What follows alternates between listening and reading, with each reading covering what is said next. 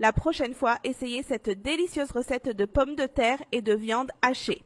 Pour commencer notre recette, nous aurons besoin d'1 kg de pommes de terre. Ici, je les ai déjà lavées et épluchées. Maintenant, il faut les couper en lamelles, comme je le fais ici. C'est la meilleure recette de viande hachée avec des pommes de terre que j'ai jamais eue. Dans une poêle, mettre un peu d'huile, pas trop, juste ce qu'il faut pour faire revenir les pommes de terre.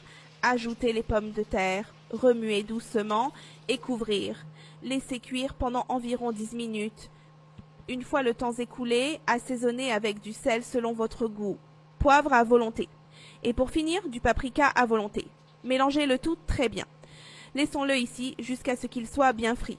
Une fois que c'est fait, nous allons mettre de côté pour l'instant pour préparer la viande hachée. Versez un filet d'huile d'olive dans une poêle à frire. Laissez chauffer l'huile et ajoutez 500 g de viande hachée. Faire bien frire la viande, à ce stade, ajoutez un oignon haché. Nous ajouterons également 2 gousses d'ail haché. Mélangez bien le tout. Assaisonnons maintenant en nous rappelant que l'assaisonnement est une affaire de goût. Ici, j'ai ajouté une cuillère à café de sel, une demi-cuillère à café de poivre, une cuillère à café de paprika et un peu de noix de muscade. Il ne reste plus qu'à bien mélanger le tout. Une fois que c'est fait, ajoutez une tomate en dés et un demi-poivron vert coupé en dés. Remuez légèrement le tout et ajoutons 100 g de sauce tomate. Remuez à nouveau, laissez cuire pendant environ 8 minutes. Profitez-en pour nous donner une note de 0 à 10. Votre avis est très important pour nous. Une fois le temps écoulé, notre viande personnelle est prête. Il ne nous reste plus qu'à assembler notre recette. Nous tapisserons le fond d'un plat avec les pommes de terre que nous avons frites. Et sur les pommes de terre, nous déposerons la viande hachée. Regardez cette merveilleuse recette, elle vous met l'eau à la bouche, n'est-ce pas? Ensuite, nous recouvrirons toute la viande de mozzarella râpée.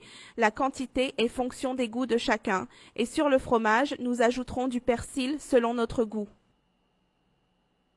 Et maintenant, c'est très simple. On fait cuire au four préchauffé à 180 degrés pendant 20 minutes ou jusqu'à ce que le fromage soit bien doré. Et regardez comme c'est beau.